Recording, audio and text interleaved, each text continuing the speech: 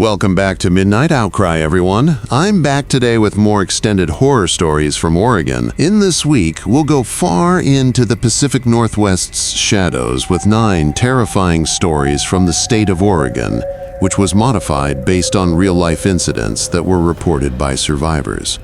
Every story has been meticulously constructed, based on the terrifying accounts of people who say they have seen the unknown depths of Oregon's troubled past. From the foggy woodlands of the spooky sections of Highway 20 to the Cascade Mountains, these reports originate from actual persons who experienced unspeakable atrocities. To safeguard some names and facts have been changed to protect the privacy of persons involved. The essence of horror, however, has not changed. If for daily real horror content that will keep you up at night if you're new here, be sure to subscribe to Midnight Outcry. To ensure that you never miss the call of darkness, press that notification bell.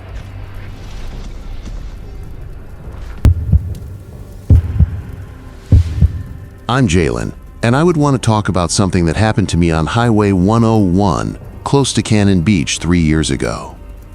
I've never driven that section of road, yet I still occasionally wake up at night with the scent of rotting flesh in my nose. Once more at night.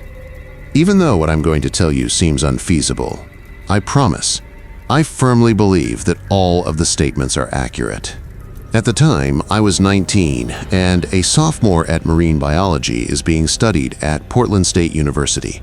I owned a 1995 Ford. My dad gave me the pickup vehicle when he upgraded to a newer model. Although the truck was rather dependable, it lacked this peculiar tendency to slow out unexpectedly.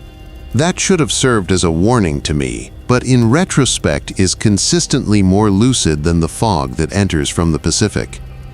I had been seeing this guy since late October. Called Marcus for around half a year. His hometown was a little town close to Etoria, and that weekend, the younger sister was celebrating her 18th birthday. Marcus had requested me to accompany him, meet his family, and formalize the arrangement. I was anxious, yet thrilled. On Friday night, we had intended to drive down together, but Marcus contracted food sickness from he had eaten some dubious sushi during lunch. I ought to have simply called off the trip. I ought to have remained at home, and, like everyone else, I spent a Friday night watching Netflix. However, Marcus insisted that I go anyhow, that his sister would be disappointed because his family was expecting me. He even made an offer. Said I could stay in his former room at his parents', the in-house, and to give me petrol money. Even though I should have known better, I concurred. The drive got off to a good start. Around 7 o'clock in the evening, I departed Portland, assuming I would get there by no later than 9:30. As I merged, the sun was lowering. The sky in orange and purple hues as I turned onto Highway 26, which would have been lovely if I hadn't been so centered on the path ahead. As I moved farther away from the city, the traffic lessened. Additionally, by the time I arrived at the turnoff onto Highway 101, I was essentially driving by myself. That's when the fog began to drift in. I have previously traveled this route during the day, but never at night or in fog. This dense. Unexpectedly, it engulfed my headlights like a live wall of gray. The visibility in front of my truck decreased to perhaps 10 feet. I gripped the driving wheel as I slowed to a crawl.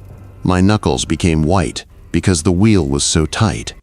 Around this time, the radio began to behave strangely, catching snippets of many stations while cycling over static. I caught snippets of classic rock music. A strange buzzing sound that appeared to go on forever was followed by some talk radio. I extended my hand to switch it off, but the truck swerved slightly to the right as soon as I removed one hand from the wheel. I made a rapid correction and made a decision to ignore the radio. My truck started performing strangely around 15 minutes into this terrible drive. The motor would sputter every few seconds as if it were having trouble breathing. Before I left, I had refilled my gas tank. Portland. I therefore realized that wasn't the issue. Additionally, the temperature gauge appeared to be normal. All I had to do was make it to the intersection of Highways 26 and 101, after which there would be a straight south to the house of Marcus's folks. However, when I got closer to that intersection, I had to use the old route instead for some reason. What drove me to do it is beyond me to describe. Perhaps the fog was to blame, manipulating the traffic signs. Or perhaps I was simply more shaken than I thought. This was how narrow the old road was. Section of Highway 101 that deviated from the main path and then returned to it toward the south. In the daytime, it provided some stunning shoreline views. However, it was essentially a tunnel at night, particularly in fog like this. Through a thick woodland. My truck's temperature fell by at least 10 degrees as soon as I got onto the route. The heater controls were already fully up when I reached for them. There was no outside source of the cold. It was leaking up from a deeper, other location. I smelled it for the first time then. It began faintly, just a faint taste of something disagreeable combined with the ocean's salty air. However, as the fog grew stronger as I continued to drive into it, the scent of the meat was what, having been exposed for an extended period of time, of unchanged bandages, of an organic material gradually decomposing. I rolled up my windows, supposing there might have been a dead animal nearby, but the odor appeared to get more intense. My truck decided to stall at that precise moment. The motor just perished in the center of this desolate section of road. Encircled by, I could hardly see the yellow line painted on the road, due to the dense fog. I tried twisting the key, but all that came out was a faint clicking noise. The headlights went out after dimming, completely. For perhaps 30 seconds I sat there in the dark, my heart thumping so loudly that I could hear it over the quiet. Then I heard another sound. Steps. Slow, methodical steps emanating from behind my pickup, somewhere. The fog was too dense to see through the rear window as I turned around. Anything. With a dragging sound, the footsteps continued to approach, as though they were being pulled by a heavy object, and the odor was growing stronger. So powerful now that I have to resist the impulse to throw up. I gave the ignition another go. Click, click. Nothing. Just behind my tailgate, the footsteps came to a halt. Then, like someone, my truck lurched forward. Had gotten into bed just now. I squirmed in my chair and buried my face in the back window. Initially, I saw only gray fog drifting in the distance. Then, however, a form started to appear out of the fog. Perhaps it was tall, 6 feet, and entirely wrapped in what appeared to be filthy textile strips. No, not clothing. Bandages. Countless layers of red and brown bandages with ancient blood. In my truck's bed, the figure was simply standing there, flawlessly still. The bandages covered everything, so I couldn't see its face, but I could sense it observing me. Now the stench was overpowering, like being stuck in a morgue while the electricity was cut off. I scrambled for the ignition key once more, my hands trembling so much that I could hardly hold it. Once, the engine turned over. Twice, then came alive with a roar. I pressed the gas pedal and slammed the truck into drive. The truck sped into the fog, and I heard what sounded like a huge object thumping loudly behind me. I didn't slow down. I didn't. Take a look back. Through that soup-thick fog, I simply drove as quickly as I dared, hoping that I wouldn't collide with a tree or drive completely off the road. 5 minutes or so later, the fog began to clear. To my right, I could see the water, and off in the distance I could see the lights of Cannon Beach. My heart rate started to slow down, and I began to tell myself that it was all in my head. Weariness, tension, perhaps some sort of hallucinations induced by the solitude and fog. But at a gas station, I eventually stopped. While at Cannon Beach, to orient myself, I made the decision to inspect my truck's bed. 2 handprints were pushed into the metal next to the tailgate, but they weren't typical prints. They appeared to belong to someone because the palms were too thin and the fingers were excessively lengthy. His hands were deformed and strained. The brownish-red discolorations along the borders of the prints. They resembled dried blood. A piece of cloth, roughly 6 inches long, was tangled in the truck bed's corner, lengthy. The handprints and it were both stained the same shade of reddish red, and as I bent over to look at it, the same foul stench struck me like a blow to the body. I drove directly to that location, leaving that shred of fabric in its current location, Marcus's home. That weekend, I kept what had happened to myself. I provided justifications on why I appeared worn out and preoccupied, yet I couldn't stop thinking about it when Monday arrived. I began my inquiry, searching the region online for any references to mishaps or missing persons along that section of the route. That's when I came upon the bandage guy stories. He was a logger who suffered serious injuries in a sawmill accident somewhere in the past, according to local mythology. The 1950s. He had been carried into an ambulance and covered with bandages, but along the ancient road, an ambulance crashed during a storm. Rescuers arrived and discovered the injured logger is missing, and the medics are unconscious. His remains were never found. Since then, there have been dozens of sightings have been reported. The same description every time. A tall person wrapped climbing into convertibles, showing up in pickup truck beds, or wearing bloody bandages. Always along that same section of the old road, always in the fog, always at night. I located the police. News from some decades ago. Torn apart, lost dogs were discovered close to the road. Unaccounted for collisions, in which drivers reported that an object had sprung onto their cars. One 1987 report detailed a family's vehicle was discovered with large gouges in the trunk, wrapped around a tree roof that appeared to have been created with fingernails. The family made it through, but they all maintained that something had been trying to get inside their car while hammering on the roof. What worries me the most is not only what I witnessed that evening, but also how I felt. There was a malicious awareness or intellect behind those bandages that appeared to identify me as prey. This wasn't just a restless soul mindlessly wandering around. Through the mist, this was a hunting creature. I retained that discolored strip cloth for a week or so before I disposed of it. I could smell it from the other side of my dorm room every night. That same foul smell of old blood and decay. My roommate continued inquiring about whether anything had died within our gates. Although I knew the scent wasn't coming from a dead mouse or anything, I assured her I would call maintenance. Plumbing issues. I moved to a California school 3 months later. I explained to everyone that it was for improved marine biology programs, but in reality, I couldn't bear to live there or Oregon no longer. Whenever I drove at night, especially as fog began to sweep in, I would think about the long handprints pressed into my truck bed and the sensation that someone shouldn't be watching exist. Shortly after that weekend, Marcus and I called it quits. He was never able to comprehend why I appeared different and why I would become nervous anytime we discussed taking a car to the shore. I was unable to. I simply gave him the impression that I was no longer interested in the relationship in order to explain it without coming off as crazy. I continue to reside in, although I live in California today, I still dream about that fog-covered drive occasionally. Those slow, dragging footsteps are creeping closer and closer in my nightmares. I can detect the foul scent coming from my windows.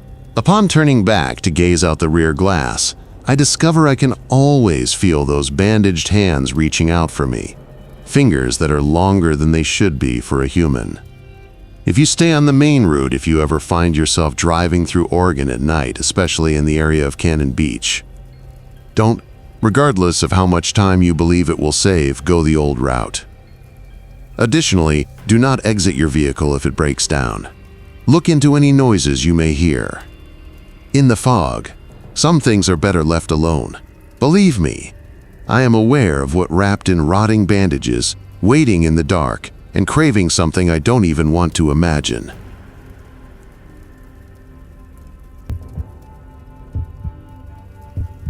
I must introduce myself as Dion, someone about what transpired beneath Portland's streets.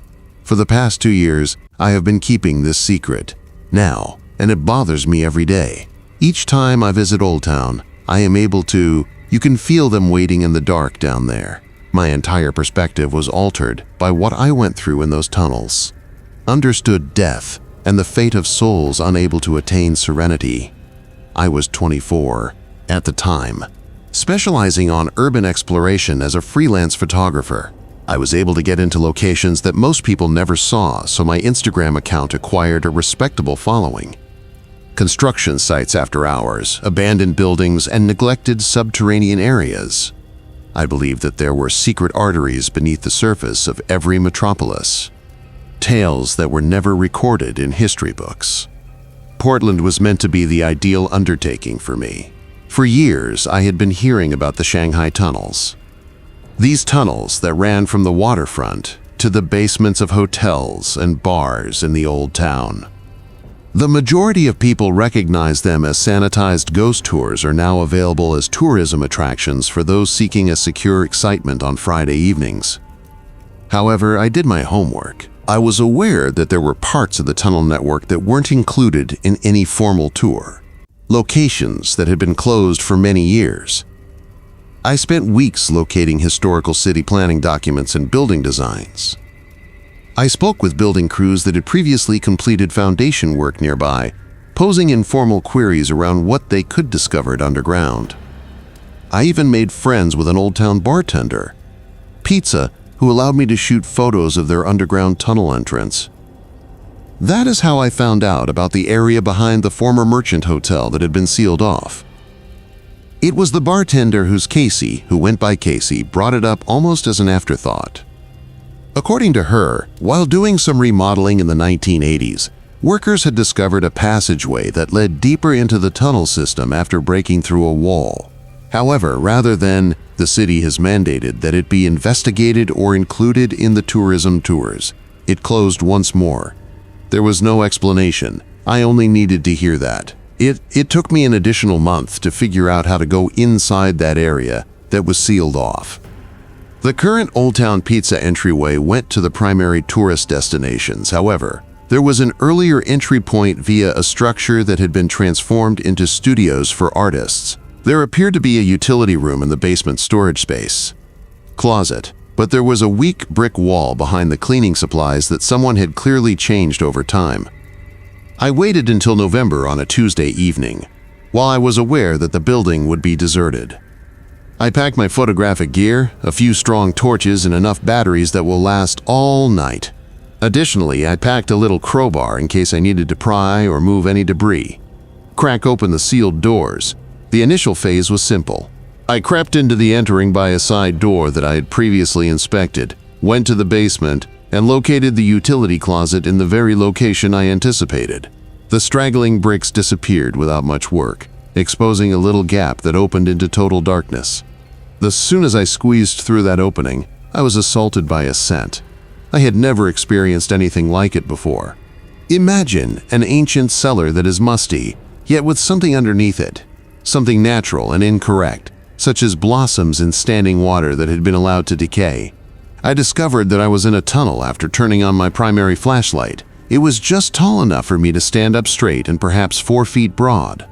The floor was covered in decades worth of collected trash, and the walls were composed of old masonry, fragments of rotten wood, corroded metal, and what appeared to be pieces of pottery and ancient bottles. I began snapping photos right away, recording everything. The farther I went down the tube, the more my camera flashed revealed things that my flashlight had missed by illuminating the room in sharp white flashes. Mist. The brick walls had scratches that resembled fingernails. Marks. The floor featured dark stains that might have been caused by rust or oil, but had an eerie shade of reddish-brown. The tunnel broke in, too, around 50 feet in. Instructions. I decided to start on the left, intending to methodically investigate both branches. This part appeared to older in some way, having lower ceilings and crudder structure. As I was walking, I had to duck, and my footfall kind of reverberated. That implied that somewhere up ahead, the space opened up. I began to hear the voices at that point. Initially, I believed it was merely an auditory illusion produced by my own footsteps or breathing. The reverberation in these tunnels were peculiar. Everything was warped by the way they bounced off the walls. However, as I paused and as I paid closer attention, I discovered that the noises were emanating from farther down the tunnel system, in locations I had not yet investigated. Dozens of them were whispering, stacked on top of one another. Similar to radio stations using the same frequency, I was unable to distinguish individual words. However, the tone was clear: confusion, fear, and desperation. It had the sound of folks from a great distance calling for assistance. I told myself that was simply sound emanating from the overhead street, perhaps late-night discussions among those who passed the buildings above. I continued to go farther into the tunnel, snapping photos and attempting to, instead of letting my mind run wild, concentrate on recording the environment. The tunnel led to a larger room that was perhaps 10 feet by 12 feet, lengthy. I had read of holding areas used to house abducted sailors, so this must have been one of them, sold to captains of ships. The walls had metal rings fastened to them, most likely for ropes or chains. Debris was all over the floor, but there was also items that appeared more intimate. One boot whose leather was so old had largely fallen apart, fragments of fabric that could have been garments, a tiny piece of metal that might have been a pendant or locket. I was getting ready to take a long exposure picture when I heard footsteps. This time, it's not the whispers. Real footsteps emanating from I had just passed through the tunnel. Slow, methodical movements, as if someone was attempting, but failing, to walk silently. Initially, I believed that. After spotting my break-in, building security followed me down here. After turning out my headlamp, I listened. The sound of footsteps ceased. For what seemed like 10 minutes but was actually only 2 or 3, I waited in the dark. No more noises, no beams of light from where I had come. If someone was trying to follow me, they were being be patient with it. I instantly regretted turning on my flashlight again. Standing at the doorway of the chamber was a man dressed as though he were from a different century. Pants made of dark wool, a white shirt that was soiled and ripped, with loose-fitting suspenders across his shoulders. His expression was colorless, nearly translucent, and my flashlight beam was reflected in his eyes like in a headlight-caught animal. Even though he was looking straight at me, he didn't have a menacing expression. It was disoriented, as if he didn't know how he got there or where he was. He vanished as soon as I blinked. For perhaps 30 seconds I stood there with my heart pounding, pressed on my ribcage, attempting to take in what I had just witnessed. I knew it logically. It must have been a delusion of some sort. Darkness, loneliness, and the tales I had heard about these all combined to tunnels had produced a psychological suggestion of some sort. People observe what they anticipate seeing. However, I noticed that there were damp spots on the floor where the figure had been standing. Footprints dug into the rubble and dust.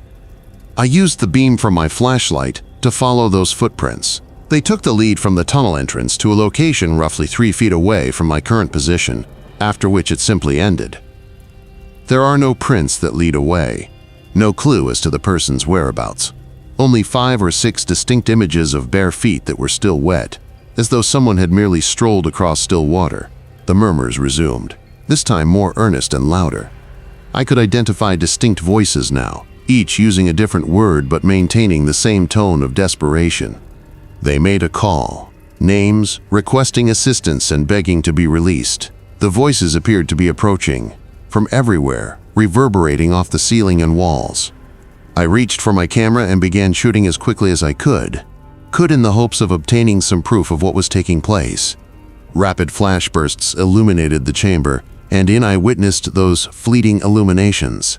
Numerous figures are standing alongside. Men and women wearing clothing from various eras adorn the chamber's walls and corners, all with that same transparent, pale look. Some appeared to be dock workers or sailors from the early 1900s. Others appeared to have been down here because they were dressed more recently. Instead of a century, there was decades.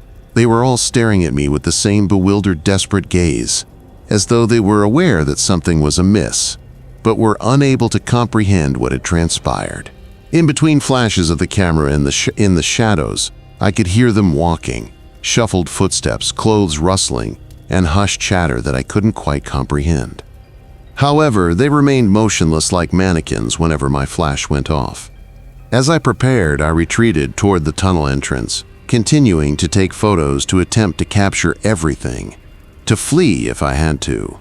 However, one of the figures stepped through the doorway as I arrived. Ahead, the young lady, who was around 19 or 20, was dressed in what appeared to be, it dates back to the 1920s. She had smudged makeup and short-cropped hair, as though she had been in tears. She opened her mouth to speak, and even though I could see right through it, her voice was clear. Through her, she murmured, "Help us. We have been waiting so long." I fled. I ran through that tunnel faster than I had ever run before, dropping my camera bag in the process. Behind me, I could listen to them as they follow. Now there are voices reaching out, begging me not to abandon them, instead of just footsteps. The noise, like a chorus of the damned, it reverberated through the tunnels, growing louder and more frantic the farther I went. I exploded. Gasping and trembling, they went back into the utility closet through the loose brick wall. I didn't pause to place the bricks returned to their original position. I simply dashed out of the building and into the street, where the typical late-night noises could be heard. I have never heard anything so beautiful as Portland. Down there, I left my camera bag, which had $3,000 worth of equipment, as well as the memory cards containing every photo I had taken. I promised myself that once I had, I would return for it, relaxed and able to consider what had transpired in a reasonable manner. 2 years have passed since then. I've never returned.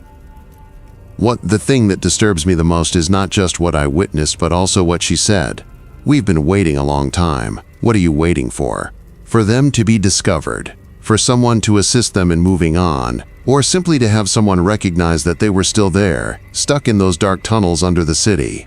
After that, I conducted some investigation in an attempt to locate records of individuals who have vanished in that region over time. The figures were astounding. At the height, every year, hundreds of individuals disappeared off Portland's waterfront during the Shanghai era. The majority were thought to have sold into the ship service. However, how many people actually perished while waiting to be rescued in underground tunnels? Additionally, it wasn't limited to historical vanishings. Reports of missing persons from the 1960s and 1970s were discovered, and the 1980s. People who never made it home and were last seen in taverns in the Old Town. I am one of the urban adventurers who went in search of adventure and ended up finding something completely different. I relocated, 6 months after that night, from Portland. Although I claimed it was for employment chances, the true motivation was that I could no longer hear such voices when strolling around Old Town. I would always think of people waiting for assistance down there in the dark whenever I went over the tunnels. The Zone.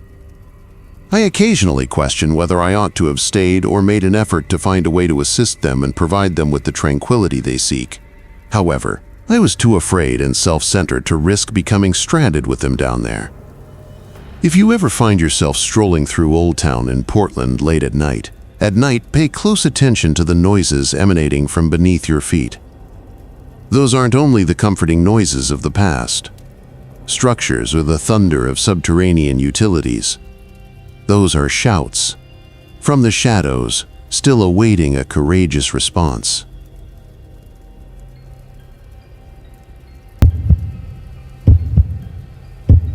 I'm Jacine, and I'd like to share with you how I met Thelma Taylor that evening. Most individuals who are familiar with its name believe they are familiar with her narrative, but what they hear on ghost tours or read in history books is only the start. My experience to Cathedral Park 3 years ago demonstrated that some tragedies reverberate through time in ways that some ghosts refuse to rest. It has the ability to touch and reach the living. I worked at a crime scene at the age of 26, Portland Police Bureau photographer. It was not as glamorous as it sounds. The majority of my work entailed recording break-ins, road accidents, and the odd case of domestic abuse, but the work had taught to see the tale that the evidence told, even when witnesses were unable to pick up on details that others missed or refused to speak. I've always been interested in unresolved situations, especially the older ones in which the tangible proof had been tainted or lost over the years. When I had lunch, I frequently read about crimes that occurred before I was born by looking through old case files. That's how I initially discovered Thelma Taylor. Technically, her case was not unresolved. Morris Leland had admitted to killing her, been found guilty, and been put to death in 1953. However, there were aspects of the case that investigators had always found troubling. Leland's story has contradictions that never quite added up. He asserted that Thelma had initially accompanied him voluntarily. However, she would never have gotten into a car with a stranger, according to her family and friends. He claimed to have murdered her and she yelled for aid in a panic, but the forensic evidence pointed to far more intentional brutality. The location was what truly drew my eye. Cathedral Park was not the actual location of the crime, but roughly 8 streets distant, next to the riverbed, in an industrial neighborhood. However, the park had been the focus of the eerie tales for decades. On windy evenings, some claimed to have heard screaming, seen a little girl strolling beneath the St. John's Bridge dressed in 1940s attire, or feeling quite depressed and afraid in several parts of the park. I began going to Cathedral Park in the evenings, partially out of professional curiosity and partially because I was drawn to the location for some reason. With its breathtaking perspective of the Gothic, the park is lovely during the day, the serene Willamette River flow and the towers of the St. John's Bridge. However, the mood drastically changes at night, particularly when the fog from the river rolls in. My initial visits were unremarkable. I would go down the walkways, take a seat on the benches, and try to visualize why there may have been so many reports of paranormal activity here. Because noises bounce off the concrete and steel in unexpected ways, the bridge produces intriguing acoustics. Voices or sobbing might clearly be heard through the supports. I persuaded myself that the ghost stories were simply the product of imaginative individuals visiting a location they were aware had a sad past. However, something happened on my 4th visit. Altered. On a Tuesday evening in late October, I had packed my photographic gear so I might get some nighttime images of the bridge. Since it being a weeknight, the park was deserted, as was common. I positioned my tripod close to the riverbank and began experimenting with extended exposures in an attempt to record the reflection of the bridge lights on the water. I heard footsteps on the path behind me as I was tweaking my camera settings. Small, rapid steps, such as someone in dress shoes, sprinting. I anticipated seeing a jogging when I turned back, but there was nobody on the path. The footsteps ceased suddenly after perhaps 10 more seconds. I yelled, believing that perhaps someone was using pricey video equipment to terrify the lone woman or to pull a practical joke. No answer. After a few minutes of waiting, I resumed my photographing. I heard the voice at that moment. A young woman, possibly a teenager, was there, and she seemed frightened. Although she was speaking, her voice seemed muffled, as if she were calling from distant or from below. I had trouble understanding exactly what she was saying. However, the tone was clear. She was requesting assistance. I picked up my camera and headed in the direction of the sound, illuminating the route with my phone's light. The voice appeared to originate from just below the bridge, where the Gothic arches cast profound shadows even during the day. The voice grew clearer as I approached. "Please, please," she said. "Assist me. I will be killed by him." I stopped moving. With trembling hands, I lifted my camera and turned on the mode for night vision. I could see the park in strange green hues through the LCD screen of the camera. And, at that point, I observed her. About 20 feet distant, she was partially obscured by one of the bridge's supports. A young girl, around 15 or 16, dressed in what appeared to be a 1940s-style outfit. She was wearing saddle shoes and was dressed in victory rolls. She was staring at me, and her lips I could no longer hear her voice, but she was still moving as if she were speaking. I snapped a photo. The flash on the camera illuminated the area for a little moment, and I could see her better in that fleeting light. She was nearly white, translucent, and the front of her dress had dark, blood-like stains on it.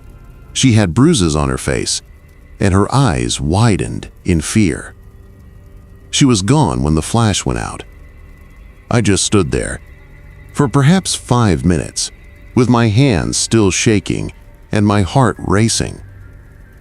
I looked at the picture I had just shot with the display of the camera. It revealed the shadows and the empty area where she had been standing, as well as the bridge support. No, the girl's sign. There was no sign that anyone had visited. However, just before I left, I became aware of something otherwise. Even when I zoomed in, it was hardly noticeable in the corner of the shot, but what appeared to be a message etched into the bridge supports concrete. I went to take a closer look at it using my flashlight on the phone. The carving appeared rudimentary, as if it had been fashioned from a rock or metal object. It, Thelma T., 1949. She remains here. The carving appeared new and crisp. Edges and no moss growth or weathering, however, that was not achievable. The park featured constructed in 1980, about 3 decades after Thelma was killed. If this had been carved recently, park maintenance would have seen it and taken it down. I snapped a few pictures of the carving before making my way back to my car. However, I heard footsteps following me as I arrived at the parking lot. Me once again. They moved more slowly and deliberately this time. I pivoted and observed her once more, but she was now perhaps 10 feet closer. I had seen her before, but she was different now. This rendition of... She appeared older, like if she had aged in some way in the short time since we first met. Her gown was more ragged, and the bloodstains were more extensive and darker. Her expression was the most unsettling. The fear was still present, but it was mingled with another emotion. Fury. Fury at the unfairness of her circumstances. Her voice was loud and clear when she spoke again. "He lied," she said. "I never voluntarily accompanied him. To get to work, I was waiting for the bus. He pulled me to his vehicle and informed me that he had a firearm. I resisted him at every turn. Somehow, I was able to find my voice. Thelma." She gave a nod. "For 70 years, I have been trying to tell people, but nobody is listening." They accept his account, since he admitted. Since it was simpler to believe that a girl from a low-income household might have been stupid enough to travel with an unfamiliar man. However, I wasn't stupid. I was simply unlucky. "What do?" I asked. "What do you want me to do?" She urged, "Tell the truth. Make individuals aware that I was the victim of a predator who pursued young women at the bus, not some innocent girl who made a careless error." Stops, and I wasn't his first. At that point, she began to wane, growing increasingly, and her voice was clear, but she became increasingly translucent until I could see right through her. See Sarah Chen, 1947, and Margaret Williams, 1948. Both were discovered close to the river. Before he killed me, he practiced on them, dismissing them as accidents or runaways. I spent the following 3 weeks alone in the parking lot, with more questions than answers after she left, looking up the name she gave me. Sarah Chen, a Chinese-American girl of 18, vanished in. Her body was discovered in March 1947 while she was on her way home from work at a cannery. Despite signs of blunt force injuries, the death was determined to be accidental drowning in the Wilmette River a week later. Margaret Williams, 16, disappeared in September 1948 while she was waiting for a bus to take her to her head. Her body was found in a forested location near the river 2 months after she left for her job at a department shop in the downtown area. Although exposure was listed as the official cause of death, the coroner found mysterious injuries that indicated she had been detained for a while before to her passing, and separate police had handled both jurisdictions, and there was no proof that researchers had ever linked them together or to. 1 year after Thelma's death, Morris Leland had not been questioned regarding any girl's disappearance. I gave my supervisor my findings, and he listened courteously, but I could see the doubt in his eyes as he looked at the pictures I had taken at Cathedral Park. A police department with limited resources and contemporary offenses did not prioritize cases from the 1940s. Furthermore, I was unable to provide an official explanation for how I found out about the other victims' report, but I persisted. Penning pieces for regional history publications, I contacted the victims' relatives when I was able to locate them and sent tips to true crime podcasters. People began to take notice gradually, and a documentary filmmaker turned into intrigued by the tale, and a forensic genealogist volunteered to assist in identifying DNA screening for any further possible victims. I haven't seen Thelma since. I know she's still there though, because of that night at Cathedral Park. Have told of experiences similar to mine. a little girl in the 1940s letter pleading for assistance and pointing out that the official narrative is inaccurate. Over the past few years, maintenance has discovered new carvings on the bridge supports several times, always with the same message: be honest. It's not the ghost that bothers me the most, but rather what? How many other victims have been overlooked or misinterpreted because their stories were inconvenient, she represents, or complex? How many ghosts are imprisoned in locations such as Cathedral Park, attempting valiantly to rectify the historical record, but failing to persuade the living to pay attention?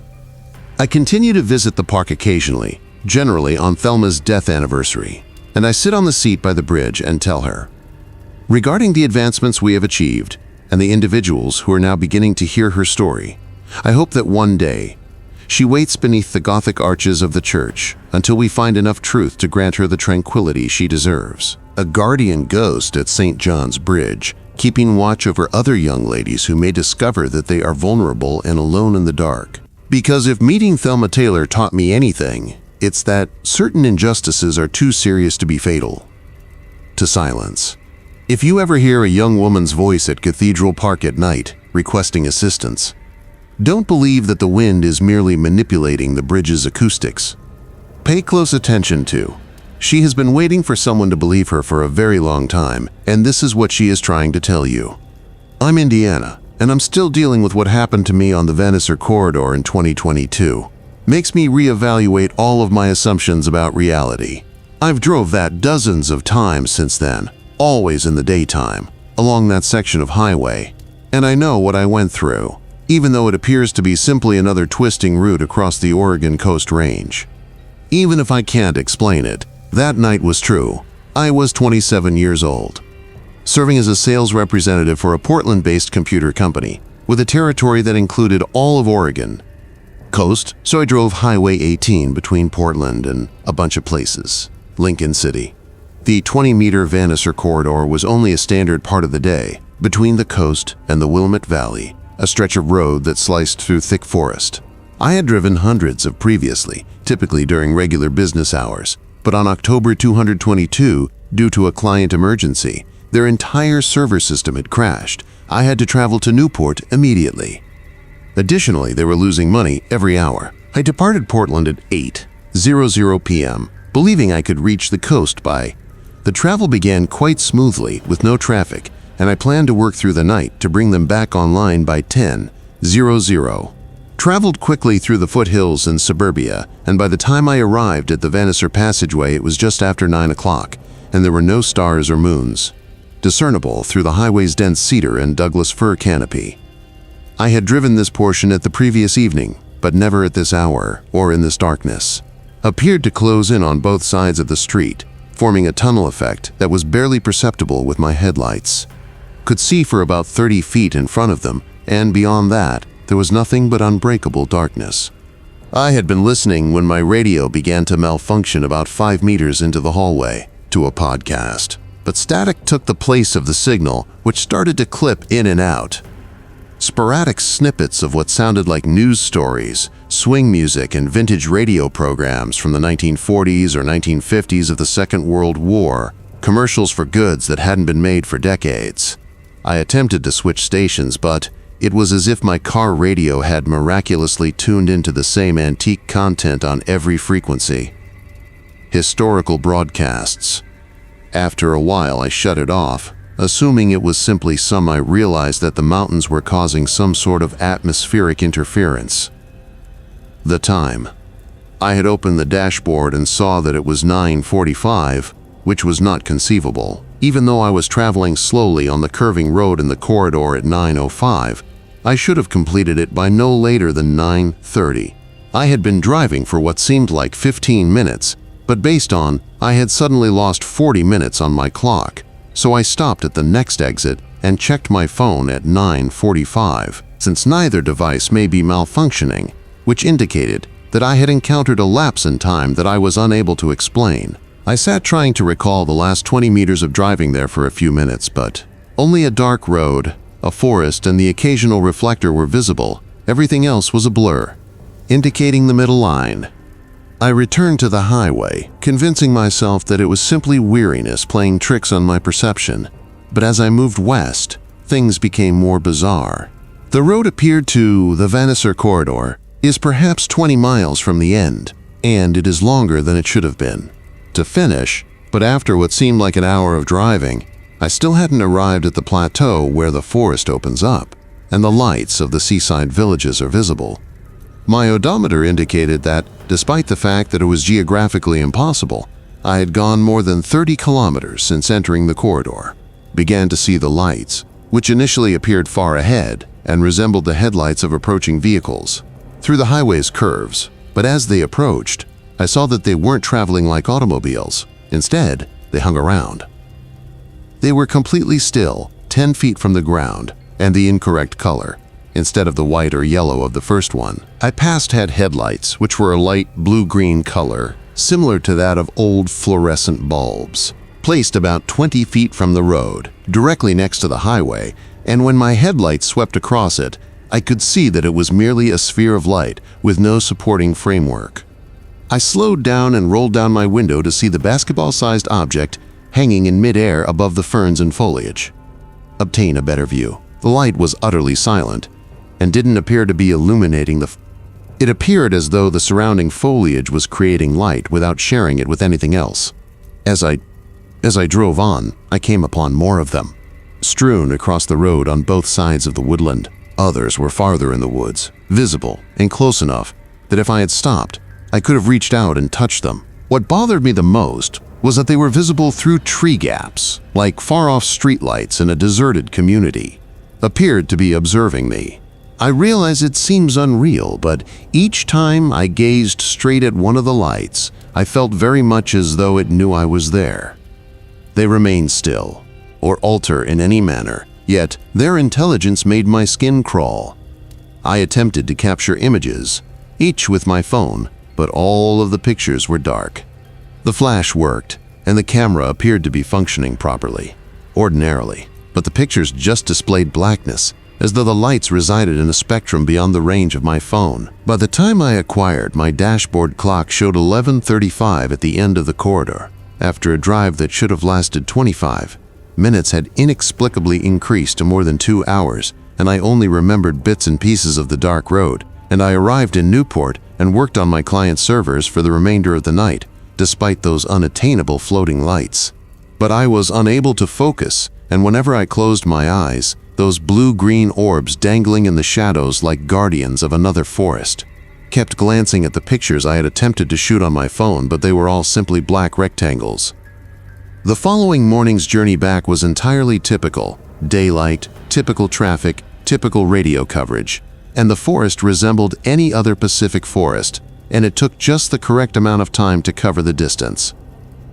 No traces of the lights I had seen the previous evening in the northwest woodland. When I returned to Portland, I attempted to check up the Van Duzer corridor to find any reference to comparable encounters or inexplicable occurrences. What I discovered was more unsettling than I anticipated. The freeway had been constructed slicing across a region that had been mostly deserted since the 1950s, the early 1900s, although prior to that, a number of logging camps had existed there, as well as a tiny railroad line that carried lumber to the ocean. The railroad had been shut down, following it 12 workers were murdered in a derailment that occurred in the 1920s, and more recently, the corridor has become well known for mysterious disappearances and accidents. Since 1980, around 30 automobiles have been discovered stranded on the highway, their drivers nowhere to be seen. Usually, the drivers were never located, but the automobiles were unharmed and still running, with personal goods left behind. Other tourists also reported similar experiences to mine, including missing time, odd radio signals, and some people reported feeling watched or followed by lights in the forest that were impossible to photograph or describe.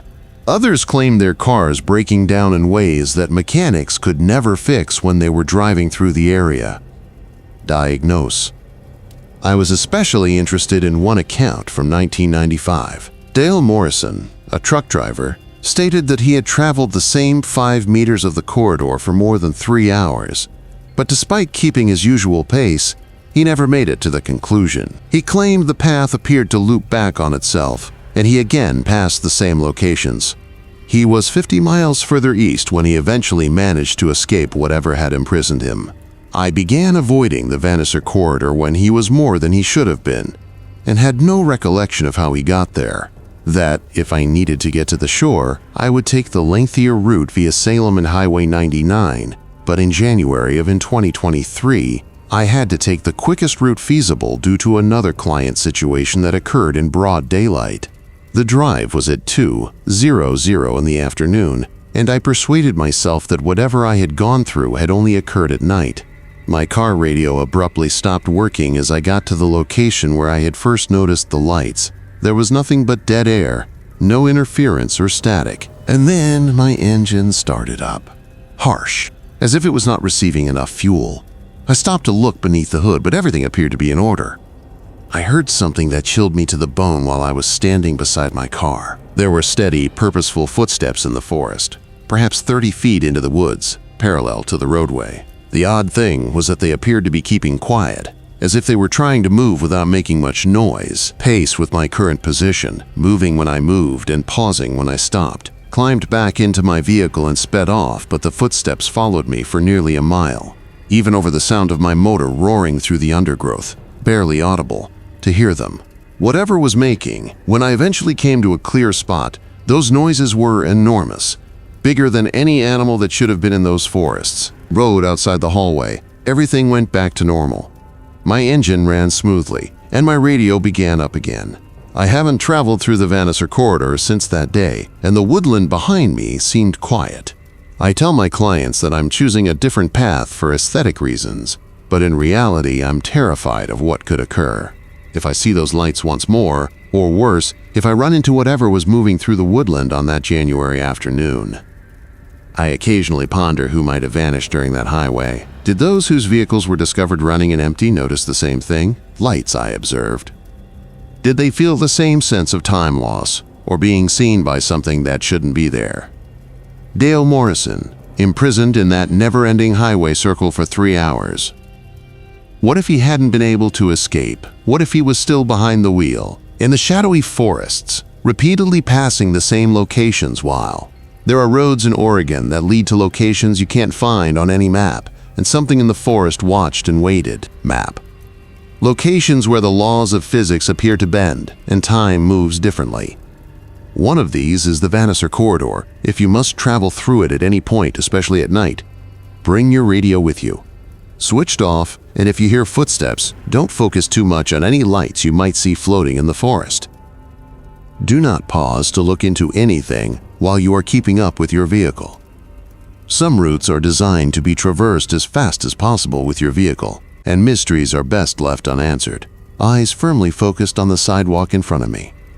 I am certain that what I went through was genuine, even if I can't demonstrate it. Somewhere in those 20 meters of pitch-black woodland, reality turns into negotiable, and not every traveler survives unaltered. I'm Kendrick, and I must inform someone about my best friend Sarah's ordeal on Eagle Creek Trail, and the official search for the Columbia River Gorge lasted 6 weeks, and they never discovered as little as a piece of her clothing, and the authorities categorized it as another terrible hiking accident. Disappeared in a place where fatalities are common, yet I was there that day. And what I saw defies any logical explanation. I've attempted to Sarah Chen, and I had been friends since college, connecting over our mutual love of construction during the previous 4 years. Photography and outdoor exploration. We have made numerous hikes together, ranging from the simple waterfall paths close to Portland to multi-day Cascades backpacking excursions. Sarah was our more seasoned hiker. She was cautious and methodical. She was the one who insisted on carrying extra, and she was really conscious. Water, constantly monitoring the weather and informing several individuals precisely the location of our hike and the anticipated time of our return. October 12, 2021 was meant to be the ideal day. We intended to tackle the intermediate Eagle Creek Trail to Punch Bowl Falls. We had completed the 7mm round trip multiple times before, and the weather was clear and clear, with the canyon walls painted in dazzling fall hues. Sarah had thrilled to catch the fall light coming through the vine maples and maples, so she packed her new camera. The path was in fantastic condition, and we began early, reaching the trailhead by 8:00 in the morning to avoid the throng. We made good speed, as most of the fallen branches and debris from the previous winter were cleared by recent maintenance. Making several stops so Sarah could shoot pictures of the creek flowing through the small gorge. Totally typical for the first 3 miles. We talked about our jobs, our shared friends. Following her recent split from lover Mark, Sarah appeared content and at ease, more energetic than I had previously observed her in months. At one point, she even made a joke about how hiking was more likely to be more helpful and less expensive than therapy. Arrived at Punch Bowl Falls at around 10:30 and ate lunch there for over an hour, while observing the water flowing into the round basin that was the source of the falls. Name. Sarah captured numerous pictures from. She was really in her element, attempting to get the ideal photo of the mist rising from the pool from a variety of angles. Engrossed in the creative process, the return trip began as usual. We were making good time, perhaps a bit quicker than normal, as we aimed to avoid the afternoon crowds that usually arrived on pleasant weekend days, and although Sarah was strolling around 20 feet ahead of me, occasionally pausing to take pictures of intriguing rock formations or especially breathtaking views of the creek. When the fog came in, we were perhaps 2 miles from the trailhead. I had never seen anything like that. We were walking in broad sunlight 1 minute, and then a dense, gray cloud covered us. The temperature plummeted to perhaps 10 feet, and there was a mist that appeared to rise up from the creek below. Sarah halted and waited for me to catch up after I fell by at least 15 degrees. "This is..." She put on the fleece jacket she had tied around her waist and muttered, "Weird," as the weather report stated that there would be clear skies all day. There was no signal when I checked my phone, which was normal in the gorge, but when paired with the unexpected fog, it seemed foreboding. "Perhaps we need just, it might be clearer once we get out of the canyon," I said, urging them to keep going. Sarah nodded and resumed her walk, but at a slower pace, as the fog appeared to blot out both light and sound, producing an unsettling quiet, only interrupted by the sound of the creek in the distance, and our footfall on the route appeared moist, as if we were conversing through a heavy blanket. Around 10, Sarah halted suddenly after a few minutes in the fog. "Have you heard that?" she inquired. I paid close attention, but all I could hear were the typical stream noises. "Hear what?" "Someone calling for help," she said. I tried to listen, but all I could hear was the person saying, "It sounds like it is coming from down by the water." Sarah shook her head and looked at the rocks, saying, "I don't hear anything, maybe it's just the water." She began to approach, worried. "No, it's a voice. Someone is in distress." About 50 feet lower, at the trail's edge, where a steep slope descended to the creek, the fog was so dense that I could only murky mist swirling between the trees, with no view of the sea. "Sarah, hold on," I called. "If someone is indeed down there, we can't see anything because of the fog." Ought to return to the trailhead and seek assistance, but she was already descending the slope with the aid of trees and rocks for support. She called back, "I'll just take a quick look. If someone is injured, they may not have much time." I cautiously followed her. Every step was dangerous due to the steep slopes, loose pebbles, and damp leaves, so Sarah walked with surprisingly self-assured for someone driving in almost complete darkness, as if she could see what I couldn't. When I saw that she was getting too far ahead of me, I contacted Sarah. "Hold on." Even though she could not have been further away, her voice sounded odd and distant when it returned through the fog. She called, "I can see him. He's right by the water, and he looks hurt. More than 30 feet away." Could longer see her.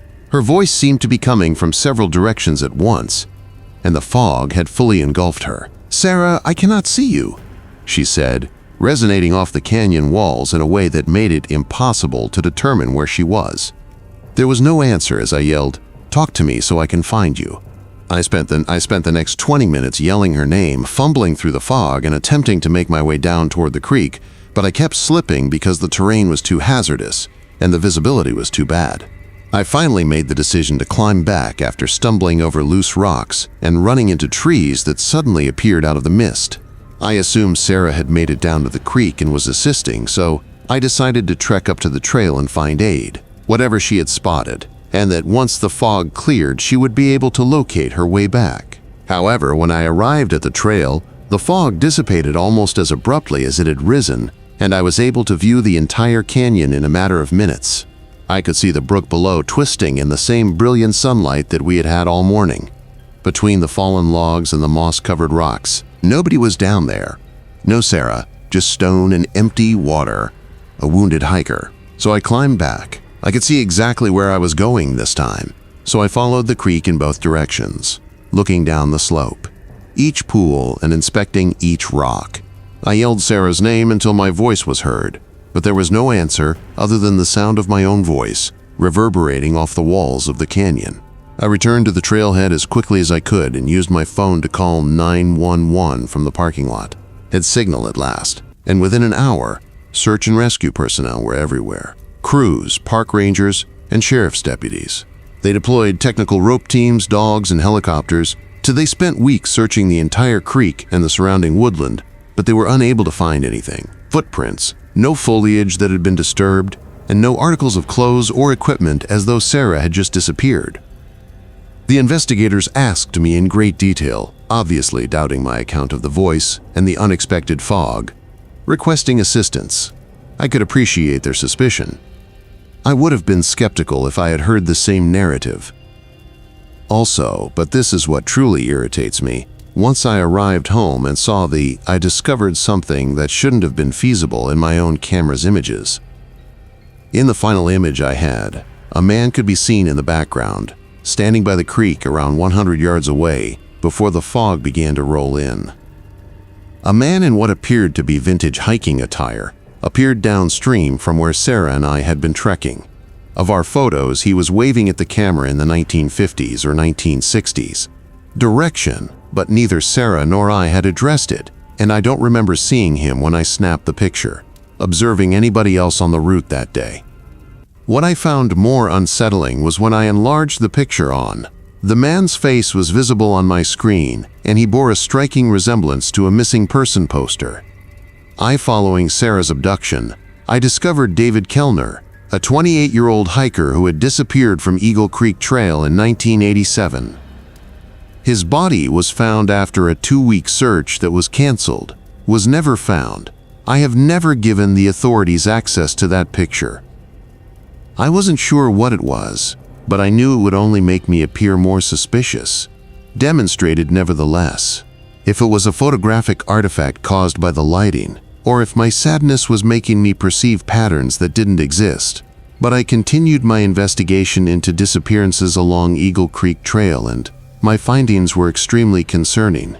Given that the trail began and the more than 40 persons have disappeared in that canyon since the beginning of the 20th century, there is a pattern to the disappearances. Seasoned hikers who often go it alone or in small groups but never returned from treks that were supposed to be simple day hikes. In many cases, the hikers who went missing were last seen by other trail users that experienced unexpected storms, fog, abrupt weather changes, or sudden decreases in temperature, and search crews would not discover any indication of where the hikers had disappeared, as though they had left the route and entered a different reality. Discovered records of trekkers reporting voices requesting assistance from the creek as early as the 1920s, only to learn that when they went to look into it, nobody was there. There were reports of people seeing Eagle Creek Trail, in my opinion, is a great place to witness people waving from the lake, while always dressed in clothing that seems decades old. Some sort of trap, a location where the line separating our reality from another has become blurry. Sarah may have heard David Kellner is requesting assistance, as he has likely done since 1987. She entered whatever liminal space he had been imprisoned in for all these years when she descended to find him. There are moments when I question whether she, David, and everyone else who has disappeared throughout the years are still down there by the creek. The decades. Perhaps they're all attempting to assist one another, crying out to hikers who are passing by in the hopes that someone will be able to guide them to the world they remember at last. I have never returned to hike Eagle Creek Trail, and I never will. but I think I can occasionally hear Sarah's voice on hazy Portland days.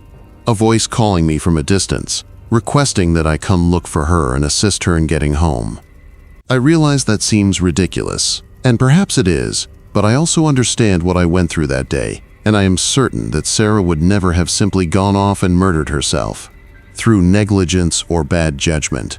She was too intelligent, too cautious, and too experienced it. Whatever transpired with her in that canyon covered in fog, it was not an accident. Rather, it was a long-standing phenomenon that the authorities have been monitoring for more than a century, either fail to recognize or don't comprehend. If you ever trek Eagle, please do not go to investigate if you hear someone calling for assistance from the creek below on Creek Trail. Just keep moving and leave, regardless of how urgent the cops appear to be or how real the voice sounds.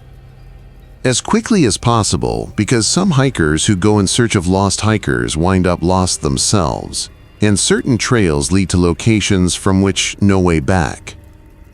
What transpired at the former Welch's Roadhouse in 2021? My name is Jenna. I had heard the stories, of course, and everyone in the neighborhood was aware of the woman who had leaped to her passing in the 1960s from the top balcony, and how her ghost was rumored to wander the mountain roads surrounding Mount Hood. But being aware of the legends and having personal experience with them are two totally various things. At the time, I was a travel blogger with a focus on haunted places in the Pacific Northwest. The combination of breathtaking landscapes and terrifying history captivated my readers. In Oregon, plenty of both. I had been considering the Welch's Roadhouse for months, but I kept coming up with excuses to put off the trip. I was apprehensive about the facility before I had even stepped onto the grounds. Originally constructed in the 1920s as a rest stop for tourists en route to the ski resorts of Mount Hood, the Roadhouse was stunning. Built to evoke the feel of a rustic lodge, this log home features a wraparound porch and breathtaking mountain views. Atmosphere that was so well liked at the time. It had served travelers, skiers, and residents seeking a hot supper and a place to stay overnight. However, in 1967, a young, expectant woman called Margaret Wilson had been staying when tragedy struck.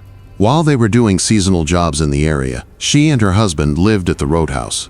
Based on the police records I had, recently, Margaret had been experiencing acute depression, which was exacerbated by pregnancy problems, and apart from her family in the East. She had ascended on a misty October night. She leaped to her death on the stony earth below after exiting onto the top balcony. Within 6 months, the Roadhouse permanently shuttered after her husband discovered her death the following morning. Apart from the catastrophe and the rumors that nearly instantly started to circulate, visitors claimed to have heard sobbing noises in the balcony and to have seen a woman in a white nightgown. Staff members departed after encountering mysterious incidents in the middle of the night, and by the time I arrived in the Roadhouse had been deserted for more than 50 years as of October 2021. Nature had started to reclaim the building, which was nevertheless physically strong and shielded by a sturdy wood construction. Ivy covered a large portion of the external walls, boarded up windows, and caused the wraparound porch to slump of collected detritus. On a Tuesday afternoon, I arrived with the intention of spending a Sard. Before returning to Portland by car, I spent a few hours taking pictures of the outside and learning about the property's past. With overcast sky and bits of fog drifting, the weather was ideal for the evocative photos my followers adored. Through the evergreens, with Mount Hood towering over the horizon, I parked my car in what had formerly the parking lot and started preparing my camera gear. There was a great calm, disturbed only by the intermittent cries of ravens in the treetops and the distant sound of a creek flowing somewhere in the forest. During the day, I felt sufficiently at ease despite the isolated position as I photographed the building from various perspectives. I discovered something strange. Unlike the others, the windows upstairs were not boarded up, and the glass was still in place, and I could see what appeared to be a furnished room through it. The window had curtains hanging, and I looked at the old pictures I had and saw the edge of what seemed like an antique bed frame. That window matched the room where Margaret Wilson had been residing, and it was transported with me. According to the police report, she'd climbed out onto the balcony the night before she passed away, so I made the decision to see if I to enter the structure. A strong padlock and chain were used to protect the front door. However, a side door that led to a portion of what was likely a service entrance was open, and the wood surrounding the lock was so decayed that I was able to unlock the door with little effort. The roadhouse's interior was preserved as if it had been from the 1960s. The main dining room still had dust-covered, fading furniture. On the walls were crookedly hung photos, and behind the overpowering stench of mildew and decay was something else. A subtle, flowery aroma, similar to perfume, that was also omitted. I cautiously ascended the stairs, testing each one before placing my entire weight on it. The stairway was sturdy, but there were some wobbly spots on the handrail. As I ascended the smell intensified, and I started to hear a sound that chilled me to the bone. The chamber at the end of the hallway seemed to be the source of the cries, which were quiet and mournful. The crying would pause for a few minutes as I stood at the top of the stairs and listened to the unboarded window.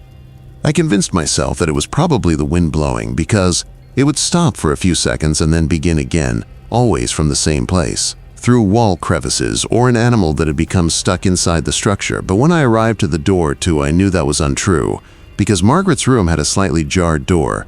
I could see the warm, dancing glow of real candles flickering through the gap, not electric light. The fragrance of melting wax was now combined with the floral scent, which was much stronger. Opened the door and entered the chamber, which was just as it had been in 1967. A white chenille bedspread was used to make the bed, and personal belongings were dispersed as though they had recently been used on the dresser. A brush, some lipstick, a tiny jewelry box, and a framed picture of a youthful pair, joyful and smiling. However, the woman took center stage. She was about 25 years old, perched on the side of the bed, and had long brown hair, and dressed in what appeared to be a 1960s-style white nightgown. Her hands were gripped protectively over her enlarged tummy, and her face was white and streaked with tears. She was most likely in her third trimester and was clearly pregnant when she looked up at. She had such deep sorrow in her eyes that I could feel tears welling up in my own. Despite the tears in her eyes, she said, "I don't want to do this, but I cannot see any other option." I managed to find my voice. Margaret nodded. I made an effort to be strong. Although David has been drinking more and more, I tried to think that things would improve after the baby was here, and the physician thinks there may be birth issues. Since we don't have the funds for a hospital, my family will not communicate with me because I was married outside. The church, Margaret I, stepped closer and said, "You don't have to do anything. Whatever issues you are having, you can get support from others." She shook her head. "You don't. I've been bearing this load for 50 years, and each night I remember the moment I made the decision to scale the balcony. Each night I ponder whether there could have gone another route." She got up and stumbled toward the window, the identical one I had seen from outside. She started to open the clasp with her fingers. "Margaret, please," I begged. "Talk to me. Share your feelings with me." "I feel trapped," she murmured, still fumbling with the window lock. "David becomes irate after drinking, and I'm scared he'll harm the infant. I might die in childbirth anyway," the doctor says, "because to my blood pressure issues, and even if we both live, what type of life can I provide for a child when we can hardly pay for our own food?" The window opened with a moan of the old wood protested. The room was filled with cold mountain air that extinguished, destroying a number of the candles and causing the remaining flames to crazily dance. "However, if you harm yourself, the child also perishes," murmured, frantically trying to come up with a way to get to her. "Additionally, you never get the opportunity to see if may improve." Margaret's hands were on the window frame as she hesitated. "The infant. It's already doomed," she muttered. "Yesterday, the doctor informed me that there was a problem. The heart isn't beating like it ought to. The child will most likely not live for more than a few days, even if I carry to term." She ascended to her white nightgown fluttering in the breeze on the windowsill. I could see the stony area where her corpse had been below. 54 years prior, it was discovered. When I called, "Margaret, wait. Even if it's accurate, you are still valuable and your life is still important." She looked back at me, and I thought I had her for a second. She then shook her head and gave a pitiful expression. "I've been making an effort to decide on this for 50 years, she stated. "I come to this window every night and look for the bravery to make a new decision. However, the future is too scary and the suffering is too severe. I can no longer bear this strain," she leaped. Anticipating to see her broken, I hurried to the window and peered down. Body on the rocks. However, all that was present were some fall leaves and a few fragments of ancient detritus. The candles were all gone, and the sobbing had ceased. Out. Suddenly, the room was merely a dirty, empty place with a mildewy, decaying scent. I departed from the roadhouse right away, without pausing to collect all of my photographic gear. I took everything I could and left as quickly as I could. I didn't realize I was on the major road until I was trembling violently. The Welch's Roadhouse blog entry was never published by me. How could I describe my experience without coming out as naive?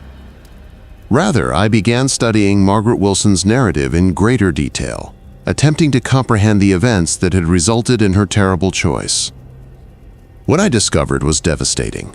According to medical records, her unborn kid had had serious, perhaps deadly, cardiac abnormalities. David, her spouse, had a history of domestic violence and drinking. The household had been living in poverty without access to mental health care or a support network. Temporary depression had not been the basis for Margaret's foolish action. She had been dealing with an unfeasible circumstance with no viable solutions and no assistance from anyone who, perhaps they could have changed things. She appears to people, in my opinion, because she wants them to realize that she didn't make this decision hastily or out of selfishness. She was a desperate woman who thought there was no other way out of her terrible situation. Perhaps she also thinks that by telling her experience, she may be able to keep others from experiencing the same despair. She went to that window because of it. I've never been back to the Welch's Roadhouse before. However, I've passed it on multiple occasions when I've been to Mount Hood. On cloudy evenings, I occasionally spot a dim light in the window upstairs. Additionally, I am aware that Margaret is still there, enduring the most challenging the choice of her life. Whenever you happen to be in the mountains to the east of Portland, and you notice that light in the Say, a prayer for Margaret Wilson and her unborn child from the window of the former roadhouse, both of them were worthy of better than they received from the hand life, and perhaps by acknowledging their tragedy, we might finally bring them the serenity they deserve. Been looking for more than 50 years. What transpired with my companions and myself in the woods close to Forest Grove during the summer of the 2020s? My name is Delon. Still gives me nightmares.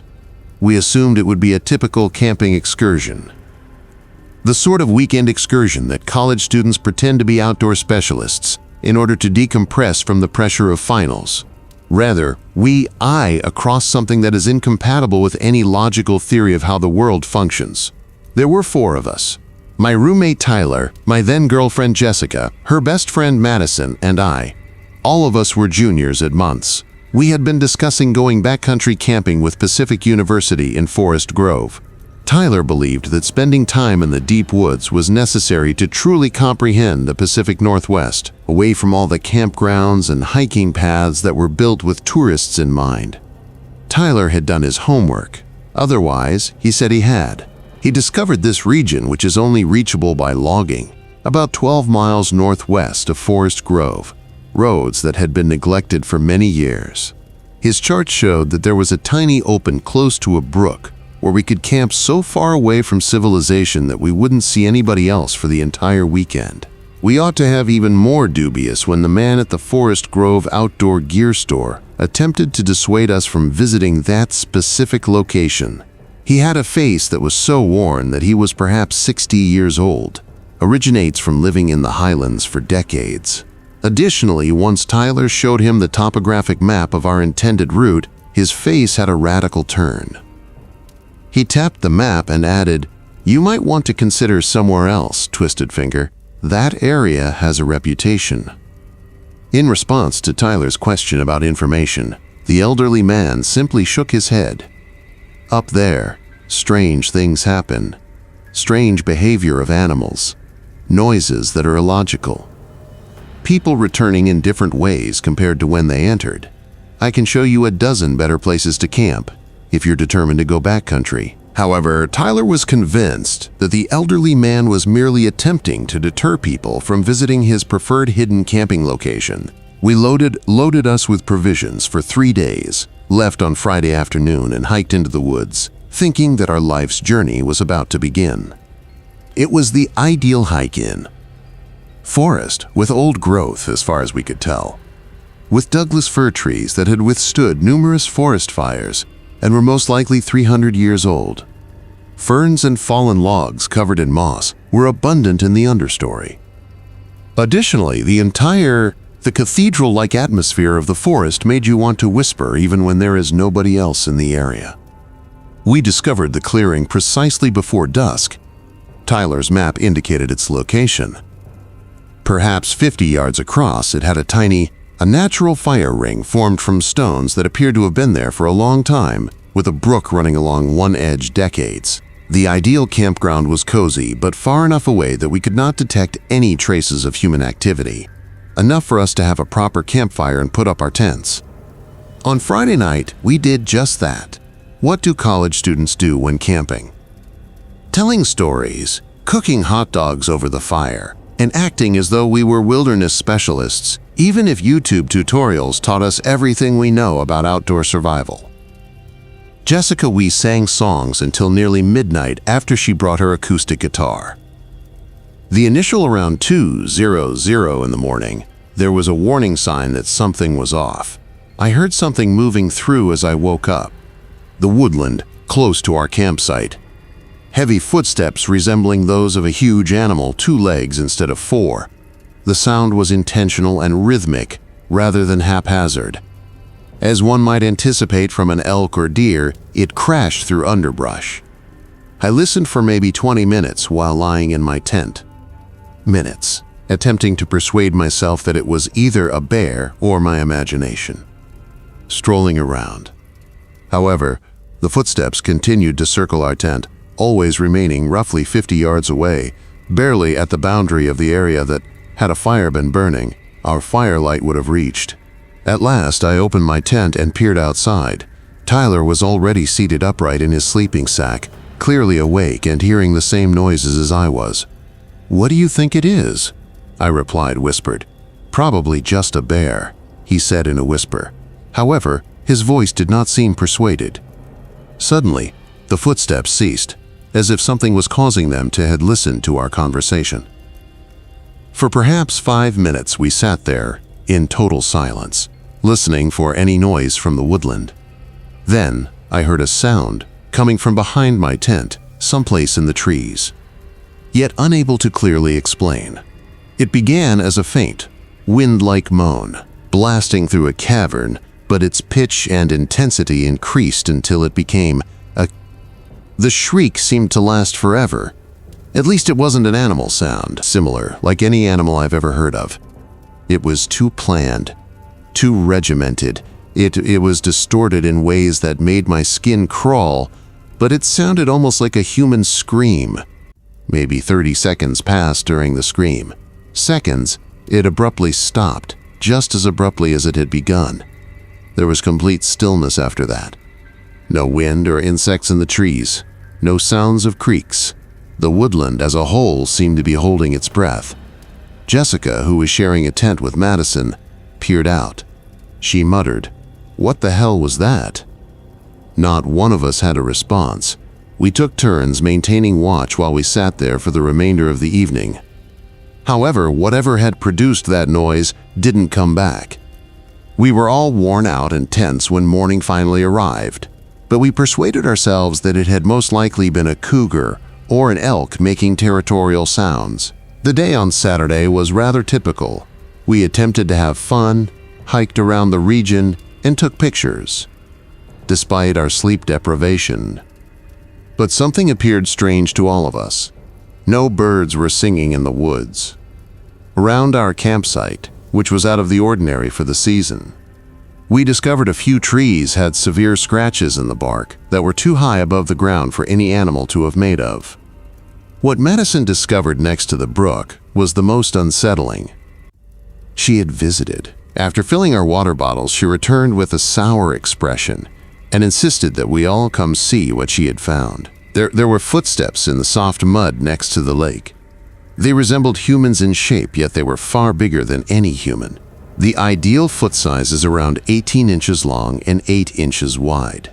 The prints were sufficiently deep they displayed distinct impressions of what appeared to be toes, indicating that whatever had produced them was extremely hefty. "Those are not bear prints," Tyler remarked as he knelt to take a closer look. "And they are unquestionably not human." Perhaps a dozen prints ran from the tree line to the edge of the river and back into the opposite side of the creek, the woodland.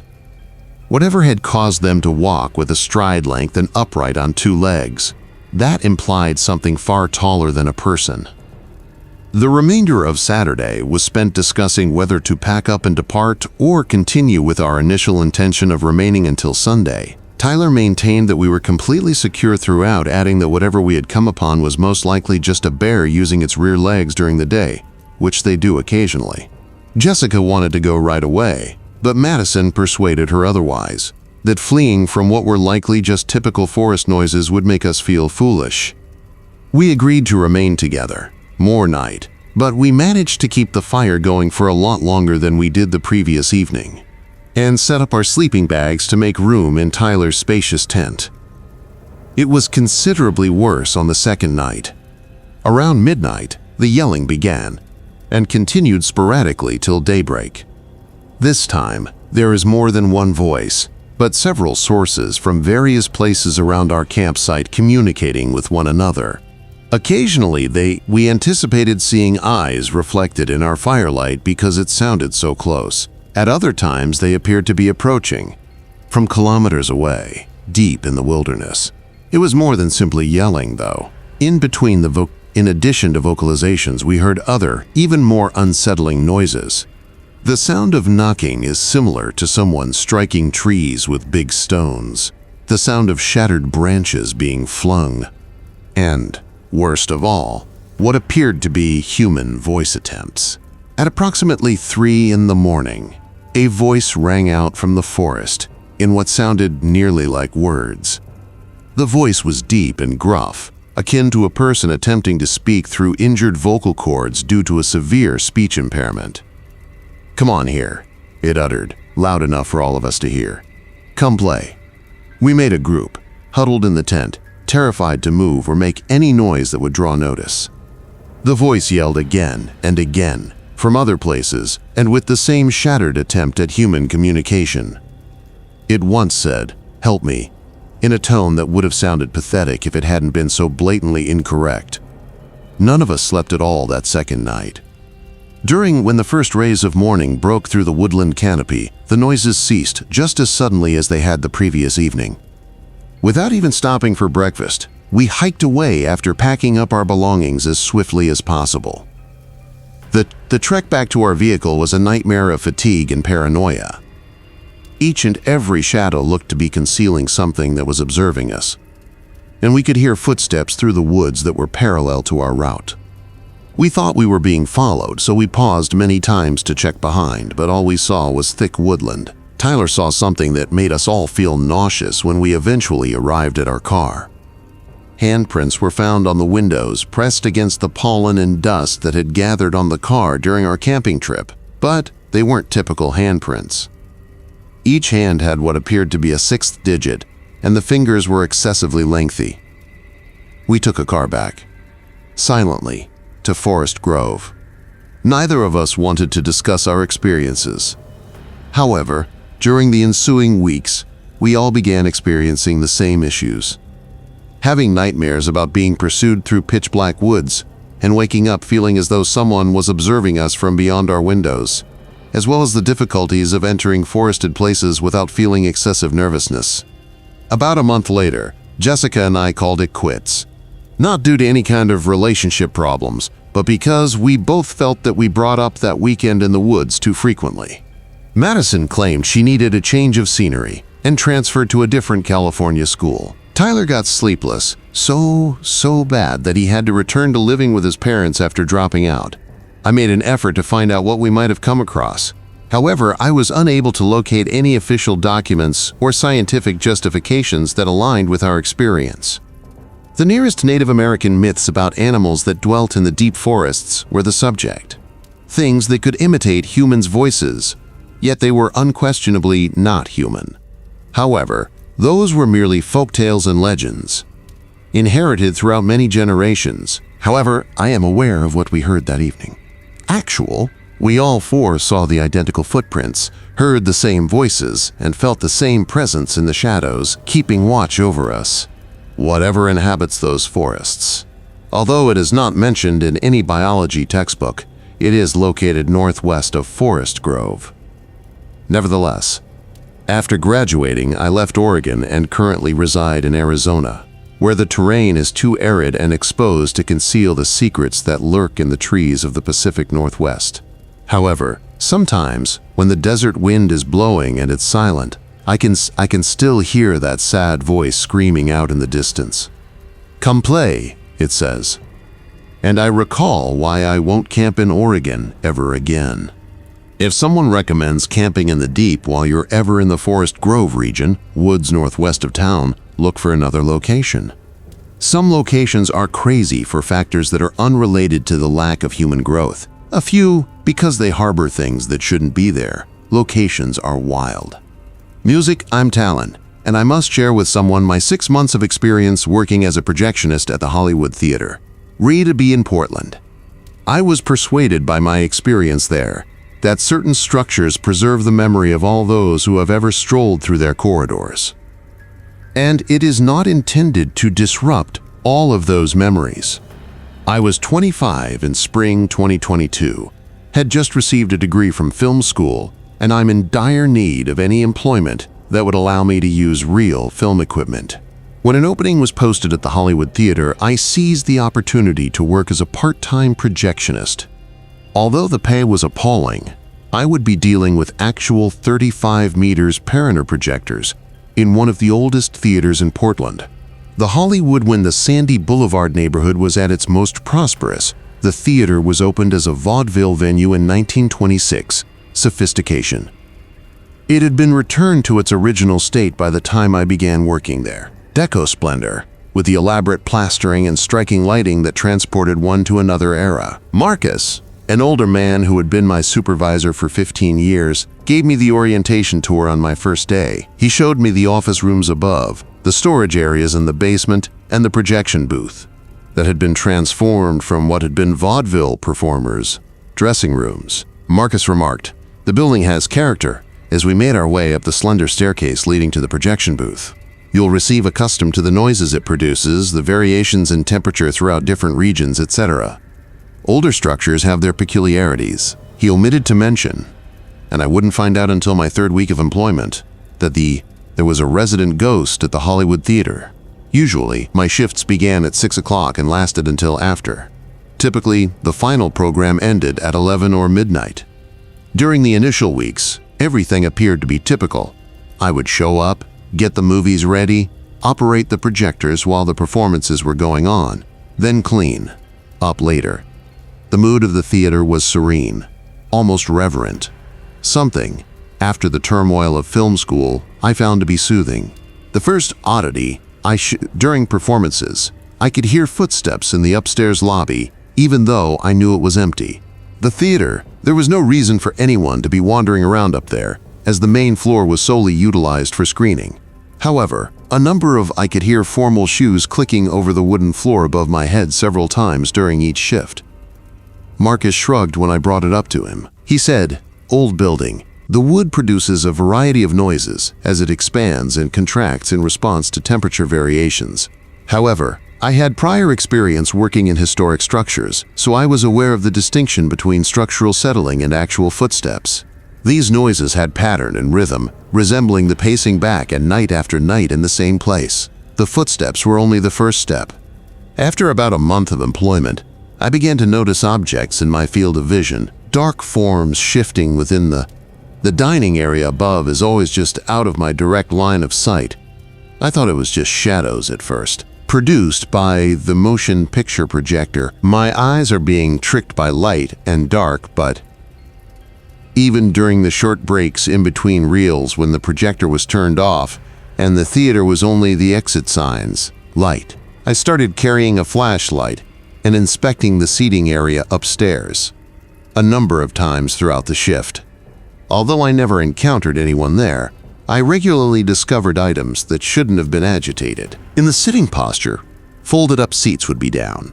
Shows from the past would be strewn all over the floor, despite the fact that nobody had been up there for hours. The frigid places were the most unsettling. The building's heating system was outdated but still operational, and the overall temperature was constant. However, there was a space in the lobby on the upper floor, directly outside what? During the vaudeville era, the men's restroom would experience a temperature dip of at least 15 degrees for no apparent reason. Apparent cause.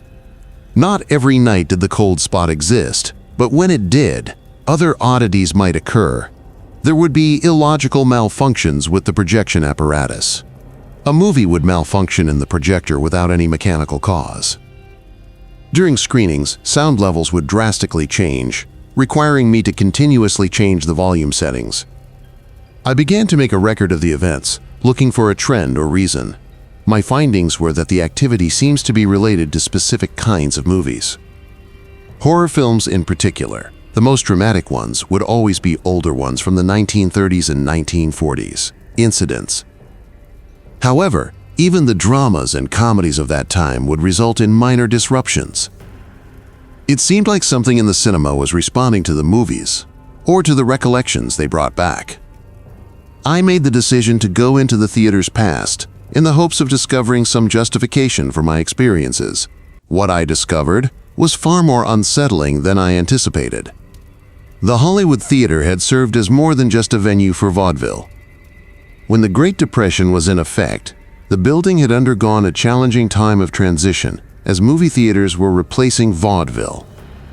Frederick Coleman, the theater's original owner, had battled to maintain its profitability as an entertainment venue.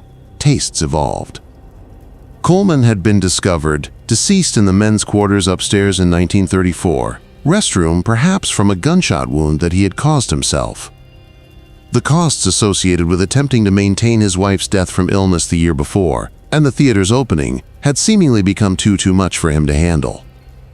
However, based on the media reports I located, there had been inquiries regarding Coleman's passing that were never satisfactorily addressed.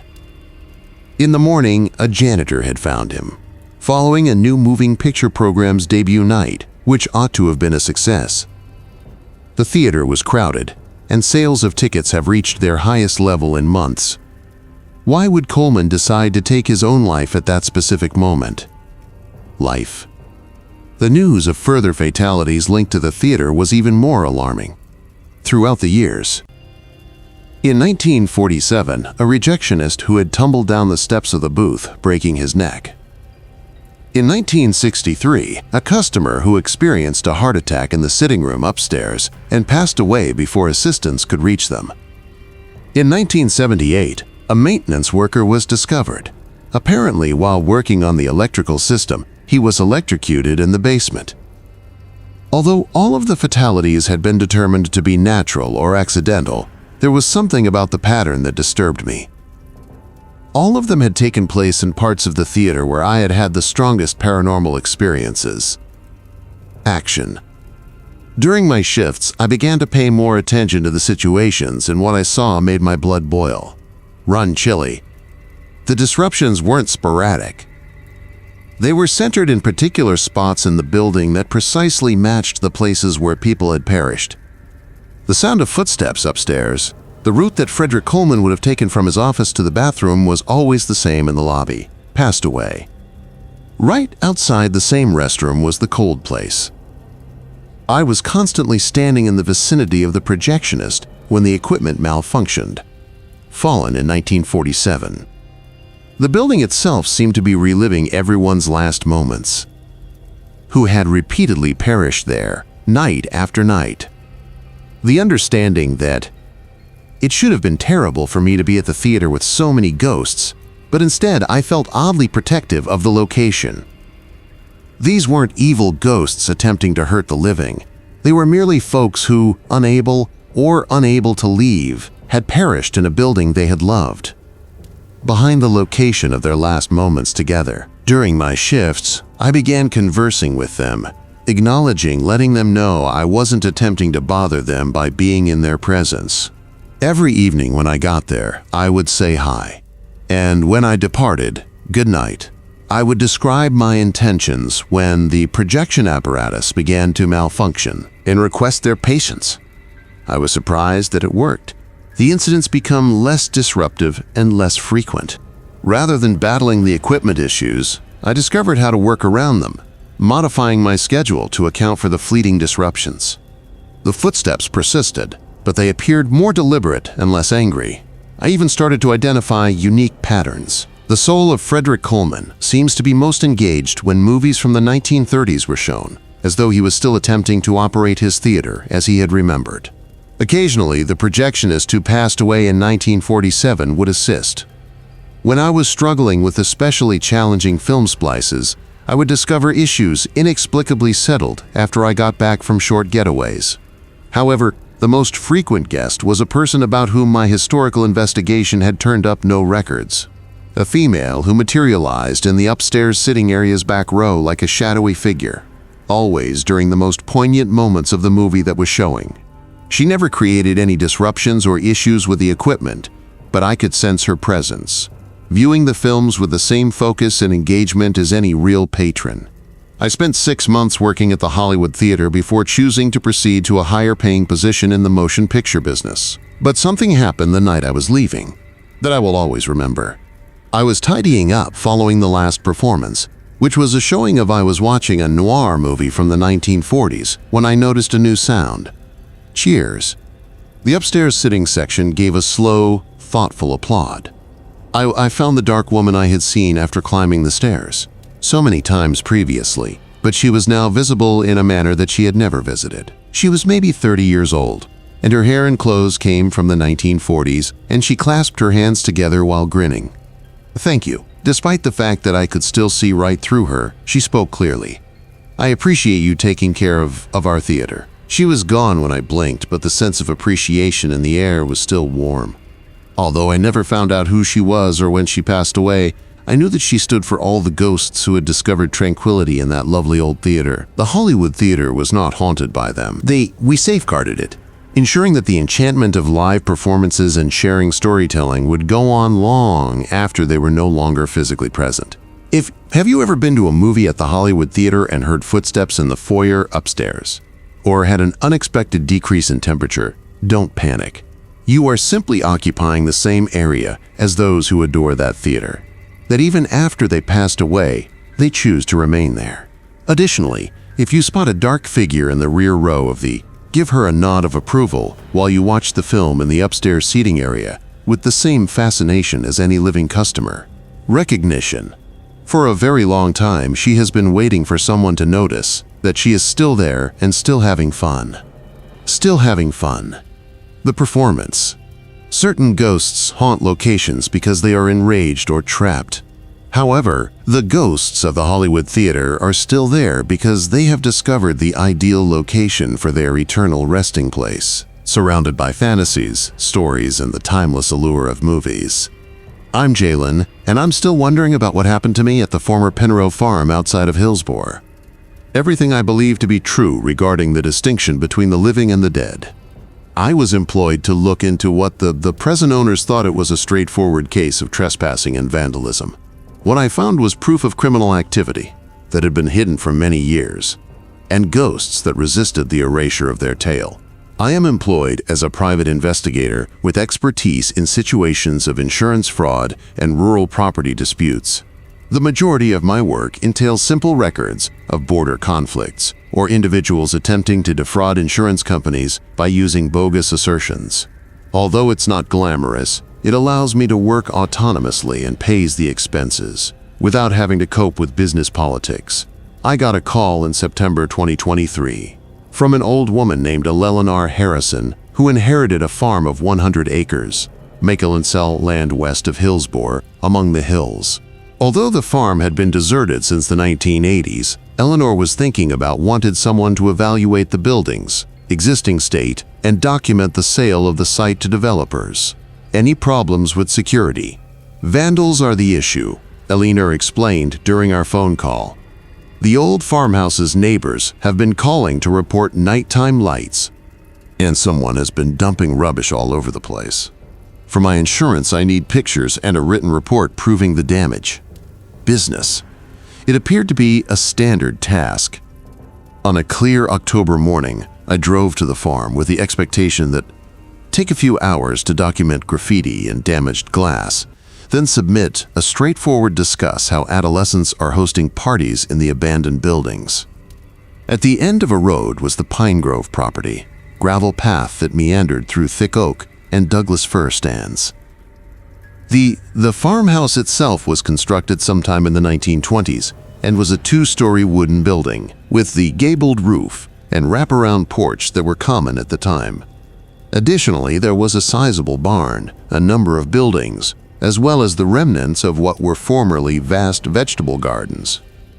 Externally, the property appeared just as I had anticipated: flaking paint, damaged windows, and the majority of the agricultural fields had been overtaken by overgrown vegetation. However, when I approached the farmhouse, I saw items that weren't in keeping with the common vandalism trend. Glass was strewn all over the windows, which were damaged from the inside. Outside the rooms, instead of on the porch, although the front door was ajar, there were no indications of forced hinges. The footprints found in the soft ground surrounding the base. They led from the house to several spots throughout the property and were as tiny as children's. In deliberate lines, as opposed to the haphazard meandering I would have anticipated from intruders. I started shooting pictures, painstakingly recording everything as I moved around the outside of the structures. I became aware of the garden at that point. What I had first thought was it turned out to be something far more deliberate than simply overgrown vegetation.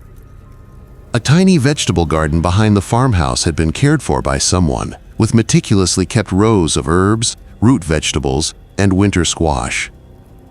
The plants had new tool marks and were healthy and well-watered, in the soil that suggests recent farming. However, the tools strewn across the garden were vintage, they were placed in tidy rows and were hand-forged tools that hadn't been produced since the 1940s, as whether someone had recently used them and, after completing their task, carefully put them away. I took pictures, everything, then made the decision to explore the farmhouse's interior. With ease, the front door opened, and I entered what was once a cozy family residence. The interior of the house was a 1950s time capsule. Personal possessions strewn about, family photos still affixed to the walls, and dust-covered furniture all over the rooms as though the inhabitants had just left for a few hours and planned to be back soon. However, there were illogical indications of recent activity. Vases of fresh flowers on the kitchen table. Food in the cupboard with current year expiration dates, and upstairs bedrooms that seem to be filled with clothes and unmade mattresses that appear to have been putting on clothes the morning. I heard noises coming from somewhere else in the kitchen while I was taking pictures of it. Home. Quiet discussion about the day's activities, akin to that of a family. I could tell what sounded like an adult voice, but the voices were too muffled for me to pick out individual words. At least two children, and a man and lady. I yelled, recognizing I worked for the property owner as a private investigator. The discussion abruptly ended, although I could still hear movement upstairs, as if individuals were attempting but failing to stay silent. I slowly made my way up the stairs, checking each step before placing my entire weight on it. What was the source of the voices? At the end of the hallway seemed to be the master bedroom. The room was empty when I got to the doorway, but with obvious indications that someone had been there only moments earlier. The bed wasn't made. As though someone had just woken up, the sheets were pushed back. On the nightstand was a cup of coffee that still feels warm to the touch. The pillow's indentation was the most unsettling, as though only a few seconds before I walked into the room, a head had been lying there. I looked around the upstairs but discovered nobody. Similar indications of recent occupancy and toys were found in the remaining bedrooms. School books, open to pages, strewn on the floor of what had clearly been children's rooms, as though someone had been working on schoolwork, and clothes that appeared to have been worn recently were hanging in closets. I was starting to believe that a family with no legal right to occupy the land was using it as a squatter's home, right to be present. However, there were a few aspects of that notion that disturbed me. To keep the food fresh, the family would have needed energy to run the refrigerator, but there was none. Lines that are attached to the house. The warm coffee and fresh flowers would have required running water. However, the Eleanor Harrisons said the well pump had not worked for years. I made the decision to wait outside to see whether from the house or the other structures someone came out. I set up shop next to my vehicle so I could see all the buildings and got comfortable for what I anticipated to be an extended surveillance period. An hour or so, I noticed them later. 4 members of the family came out of the farmhouse and started tending to the garden. A couple in their 30s who looked to be in there with 2 kids who appeared to be between the ages of 8 and 10. Their attire included attire that appeared to be from the 1940s or 1950s, and they followed the sort of effortless familiarity that results from years of sharing the same land. I used my camera to record their activity while I watched them for about 2 hours. They were productive, with evident skill, collecting veggies and caring for the plants. Under the guidance of their parents, kids assisted with age-appropriate duties like carrying baskets and removing weeds. Parents. I was more concerned with how they were acting than with what they were doing. Lock up all it. None of them created shadows on the ground, even in the brilliant October sunshine. I could see straight through the farmhouse's windows to the rooms, interiors when they passed by. And my camera only took blank pictures of the house and garden when I attempted to take pictures of them. As the day went on, the family completed their tasks and started to return to the farmhouse. However, rather than enduring the front door, they only vanished as they got closer to the structure, growing increasingly translucent until they completely vanished. For an additional hour, I sat in my car, unable to comprehend what I had seen. Next, after returning to town, I started reading up on the Pine Grove Farm's past. A tragedy that had been concealed for nearly 70 years was discovered. 1954, Robert and Helen Pierce, along with their kids, Susan and Tommy, had owned the property. As stated in the article records, the family vanished one November evening, leaving behind everything that their belongings, but no sign of their whereabouts or reason for leaving.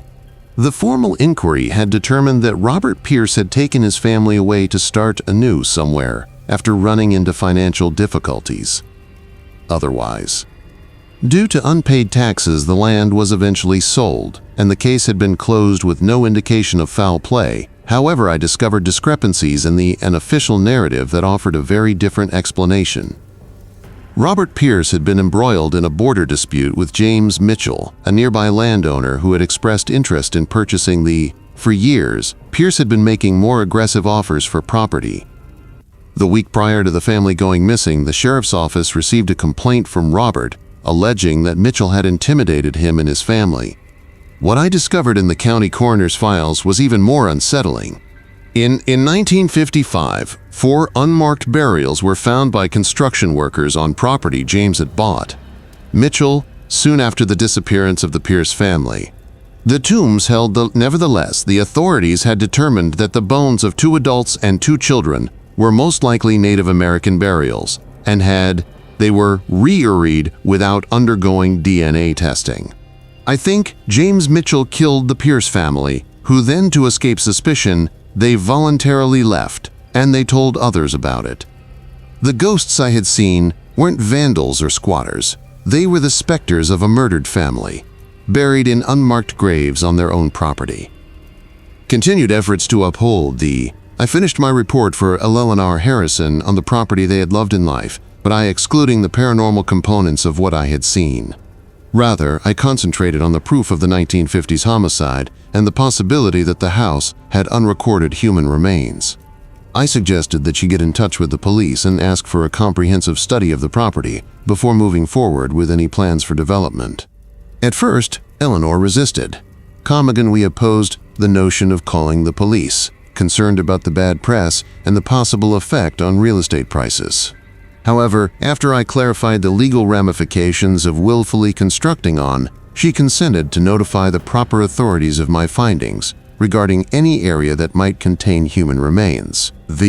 Much of what I had suspected was validated by the subsequent investigation. 4 sets of ground-penetrating radars were found to buried in a wooded area close to the original Pierce property are human remains. The remains were compatible with a family of 4 who had passed away sometime in the 1950s, according to a forensic investigation, and Robert's dental records ultimately confirmed his identity. Susan Pierce, Tommy, and Helen. Since James Mitchell passed away in 1987, he was never brought charges for the killings. However, the Pierce family was eventually granted a full investigation once the case was formally reopened. Entertainment in Pioneer Cemetery in Hillsborough. Eleanor Harrison and I went to the memorial service, and a few dozen local residents who had learned about the case from press reports. As the pastor discussed the value of providing the deceased with appropriate rest and closure, I considered the family I had observed laboring in, still attempting to live the life that had been taken from them in their garden. After that day, they never went back to the Pine Grove farm.